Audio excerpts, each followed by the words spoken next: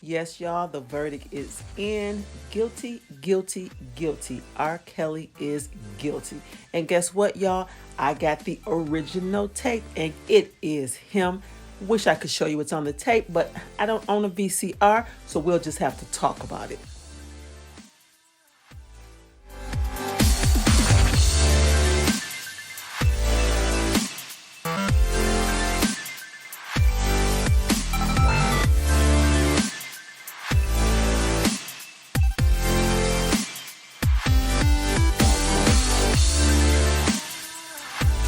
Okay, y'all, I was on my way out, but I had to stop for a second and just chime in on the R. Kelly situation. As we all know, last week he was found guilty of a whole slew of charges. Now, I was silent for a while because most black folk don't agree with my opinion. But hey, it needs to be said, and who better than me to go ahead and say it, y'all? So I'm going to express my opinion about the whole R. Kelly situation in this video here. Now, first, I want to look at the charges that R. Kelly was hit with. Now, most of the charges that he was hit with were a given, based on his history with young girls and all the allegations that he's had over the years. Most of the charges were a given. But the one charge that basically the entire case uh, uh, rode on was the charge of racketeering. Yes, y'all, they hit him with a racketeering charge. Now, you, like me, when you hear the word racketeering, you automatically think mob, drug, money, scandal, something along those lines. So, how is R. Kelly hit with a racketeering charge? So, I did a little bit of research on racketeering just to kind of find out what racketeering meant, and the RICO law, because that's pretty much what it's up under. So, I did a little research there, and here's what I came up with. So in 1970, the RICO Act was passed, which stands for the Racketeer Influenced and Corrupt Organization Act. It was passed into law, and basically what that does is it allows the prosecution of various crimes at one time. So basically, if you're prosecuting a mobster or whatnot, you don't have to prosecute them for each crime individually. Under the Racketeering Act, or RICO Act rather, you can prosecute various crimes at one time. Not only does it allow you to prosecute the main person that you're going after, but it also lets you process the people around that person, also the people that also helped commit the various crimes. Now, here I have a list of the crimes that are covered by the RICO Act. It's about 35 different crimes that are specific to this particular act. And also, I did find out that there is certain criteria that needs to be met in order to prosecute someone for racketeering. And I did drop those things here. There's about 5 things that have to be proven. And the first and the most important thing that has to be proven first is that the criminal enterprise actually existed. And so in R. Kelly case, I find that interesting because they were trying to say, or the argument was that R. Kelly and his entourage or his group of people around him, they all formed a criminal enterprise. And that's how they were able to actually hit R. Kelly with the racketeering charge. So after the research, it brings me back to the question, what does racketeering have to do with R. Kelly's case rather, and how does it apply? So basically, the prosecutor had to prove that R. Kelly and his staff were basically a part of a criminal enterprise, which means that not only is R. Kelly guilty of certain crimes, but the people around him are also guilty of various crimes as well. So hitting R. Kelly with the racketeering charge also leaves the door open to actually prosecute the people around him that helped him over the years facilitate his deeds, his dirty deeds or whatnot. So I feel that's pretty fair. I do feel that he shouldn't be the only person going to jail because, of course, he couldn't have done this by himself. So definitely, I understand why the racketeering charge was one of the biggest things around the case. So I truly understand that. Now, it goes without saying, yes, R. Kelly is guilty. He's guilty of a whole slew of crimes. But R. Kelly is not the only person that's guilty here. Of course, the staff, the people around him, the people that helped him facilitate these crimes through the years, yes, they are definitely guilty also. But it needs to be said, and I'm going to say it, and I've heard it before. It's unpopular, but some of those victims and those victims' parents, they are also responsible for some of this, for some of these things that happened to them or to their children. They were also culpable in what was going on. So it infuriates me that everybody's trying to demonize R. Kelly for his behavior. He's not the first person to do this. He's not the person who invented this, and he won't be the last person to do these sorts of crimes against women and against children. But why? Why are we trying to demonize him and take everything away from him for something that he is not the only person who's done this, and he is not the only person culpable in this situation?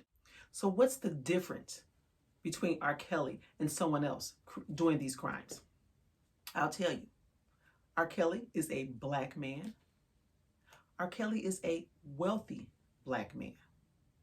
R. Kelly is a influential black man in the music industry. Now, I'm not saying what R. Kelly was doing was right. Yes, R. Kelly was wrong.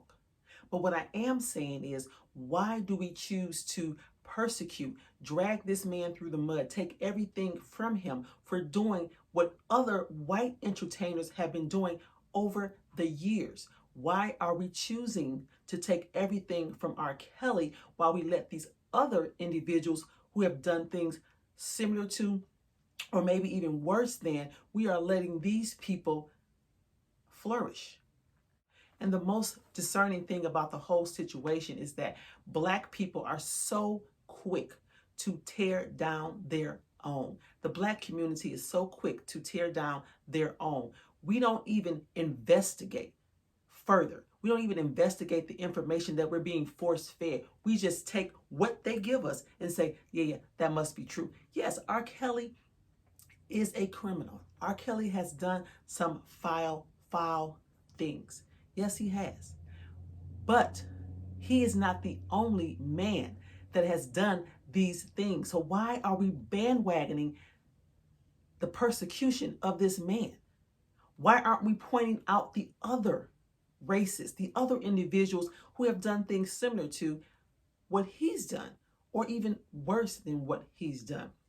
So what I did was a little research to just dig into the history of crimes similar to what R. Kelly is being accused of. So let's start with Jerry Lee Lewis. Now, he was a rock and roll pioneer back in 1957. Now, he actually married his 13-year-old third cousin. I don't think you heard me.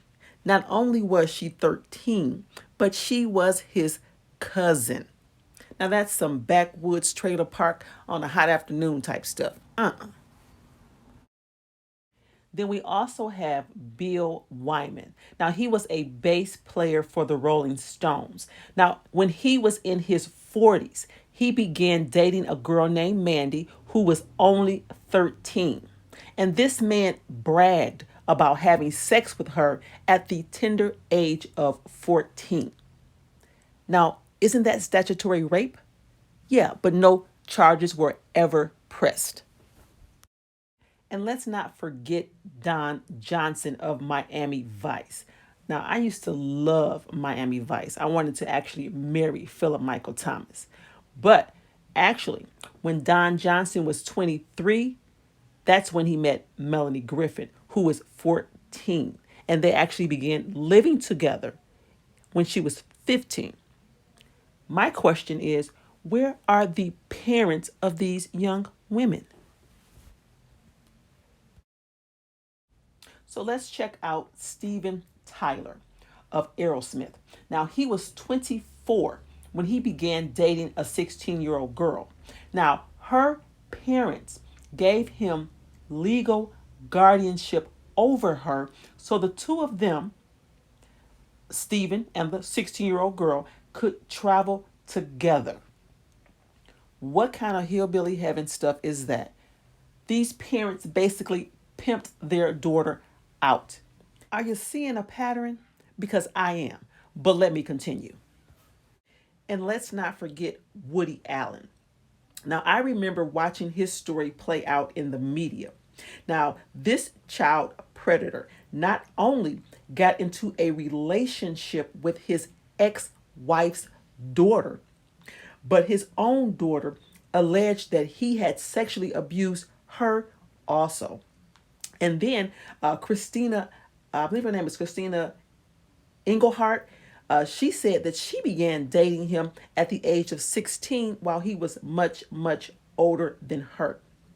Now, as I said, I remember seeing Woody Allen over the years in and out of the media about his predatory behavior with young girls.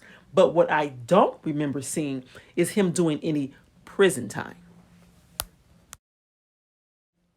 And we cannot get out of here before we talk about your boy. That's right, Elvis Presley, the king. It was common knowledge that Priscilla was just 14 when they met and started a relationship. And do you think they were just holding hands? If you do, then you're a fool. No, but because he was the king, he could have whatever he wanted, and that included a 14-year-old girl for a 20-something-year-old man. And did they boycott his movies? No. Did they pull his music from the shelves? No. Did they threaten this man with prison time? No.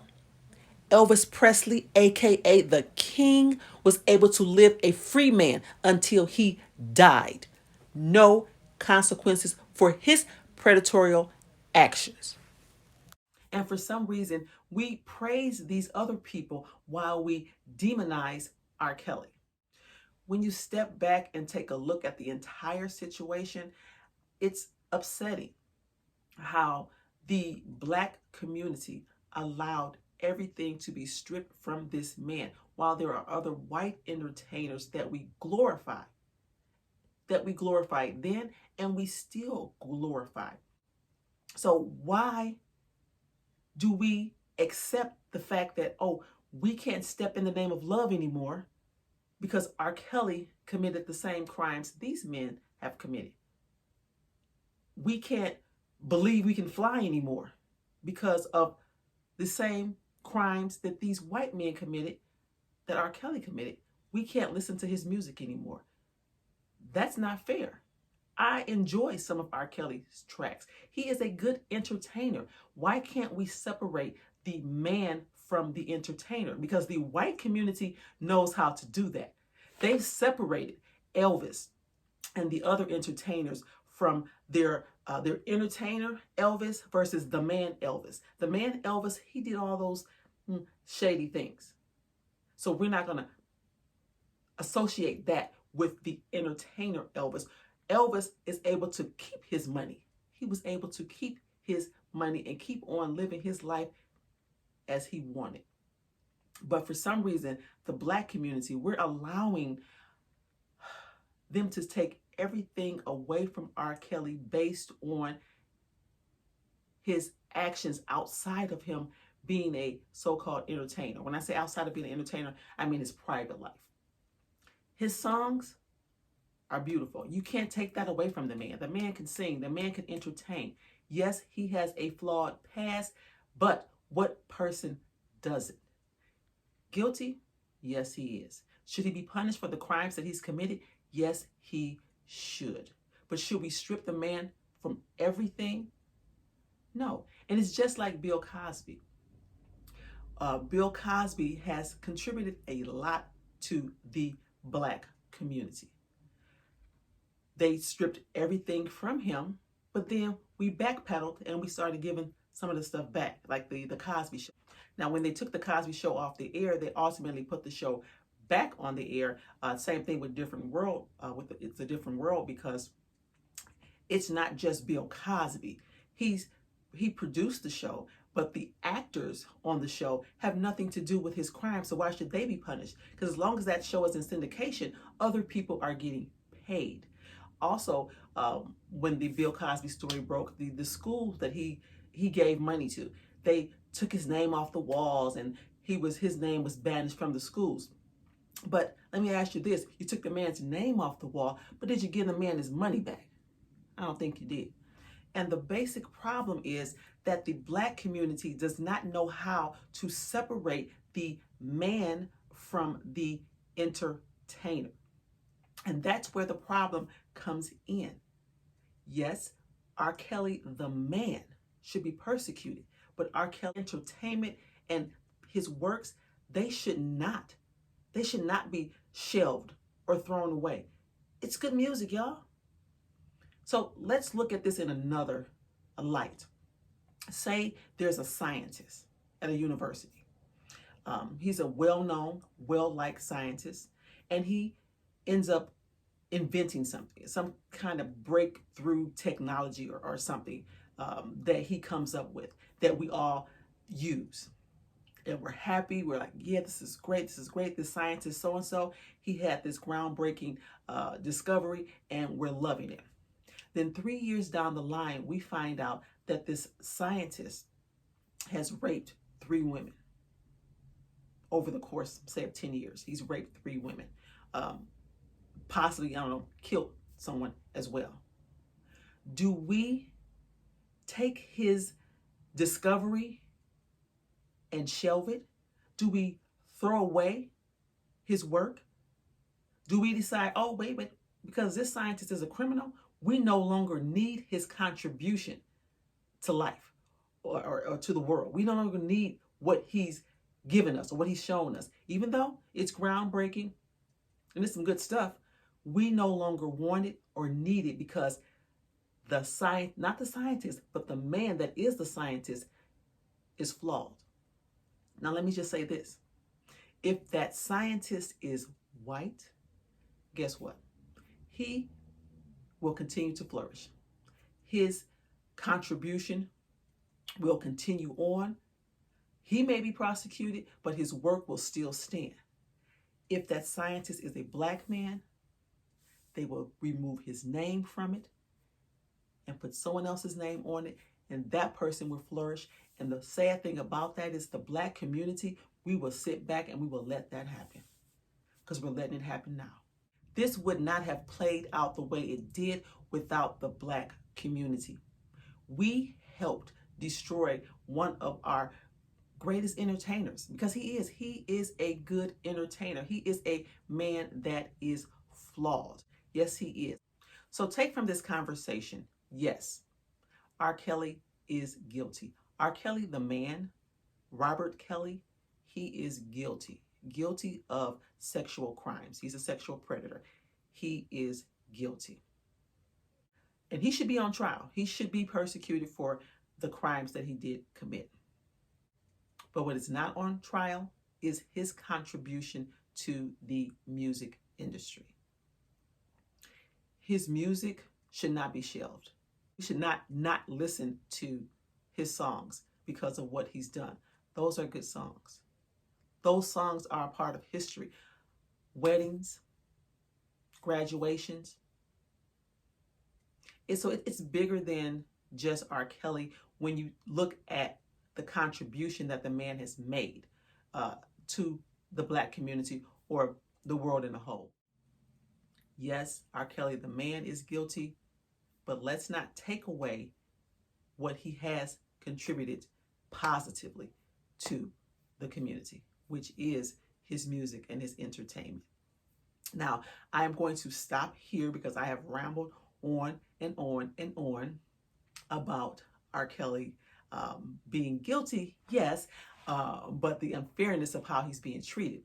Now, that's just one aspect of the whole controversy, and I do want to get into the other side, my other opinion about the victims and their mothers, fathers, family members, things like that, because I do have a strong opinion about where all this guilt lies, and there's enough guilt to spread it amongst all. So do tune in to my next video, which will be the part 2 of the R. Kelly scandal. Well, I'll get more into more detail about the different women and my views on their role in this whole scandal, and who should we really blame, Now, not victim blaming, but come on now.